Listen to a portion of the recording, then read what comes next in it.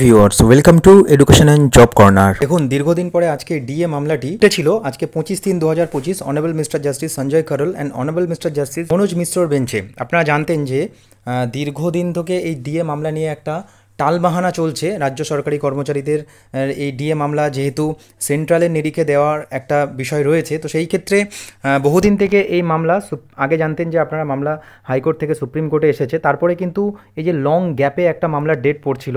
আপনারা জানেন যে এর আগে জানুয়ারিতে এই মামলার একটা ডেট পড়েছিল, কিন্তু সেখানে শুনানি কোনোভাবেই হয়ে ওঠেনি।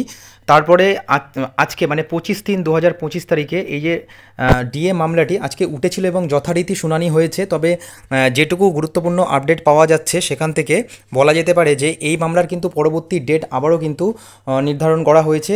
তবে এই ডেটটা খুব বেশি দিন নয়, এই ডেটটা আগামী 22/4/2025 মানে 22শে April. Tentatively case may be listed on, likely to be listed on, এই সেকশনে লিস্টেড হয়েছে। সুতরাং যে বিষয়টা উঠে আসছে এখান থেকে, যে গুরুত্বপূর্ণ আপডেটটি উঠে আসছে, যারা মামলাকারী যে সংগঠন যারা আছেন তারা কিন্তু সবাই আশাবাদী এবং তাদের মুখ থেকে যে বিষয়টি পাওয়া যাচ্ছে বা যে ইনফরমেশনটি পাওয়া যাচ্ছে সেটি থেকে কিন্তু বলা যাচ্ছে যে আগামী 22/4/2025 তারিখে এই ডিএ মামলা থেকে কিন্তু একটা গুরুত্বপূর্ণ খবর আসতে পারে রাজ্য সরকারি কর্মচারীদের জন্য। এমনটাই কিন্তু ওনারা দাবি জানাচ্ছেন এবং সুপ্রিম কোর্ট থেকে তেমনটাই কিন্তু খবর পাওয়া যাচ্ছে।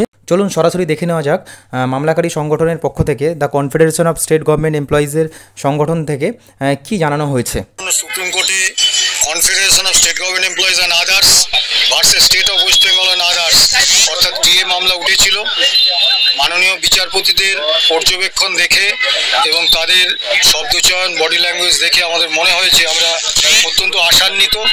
আগামী 22 তারিখে 22শে এপ্রিল একটা তারিখ দেওয়া হয়েছে এবং আমরা আশা করছি আজকের যে বিভিন্ন পর্যবেক্ষণ এবং মাননীয় বিচারপতিদের যে কথাবার্তা সেগুলো তো প্রকাশ্যে বলা যায় না, সেগুলো থেকে আমাদের মনে হচ্ছে আগামী 22 তারিখে 22শে এপ্রিল একটা সুখবর কর্মচারীরা পাবেন। মহামান্য সুপ্রিম কোর্ট একটা ভালো রায় দেবেন।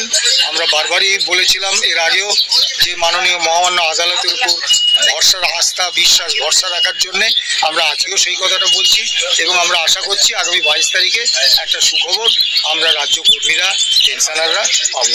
নমস্কার, ভালো থাকবেন, সুস্থ থাকবেন।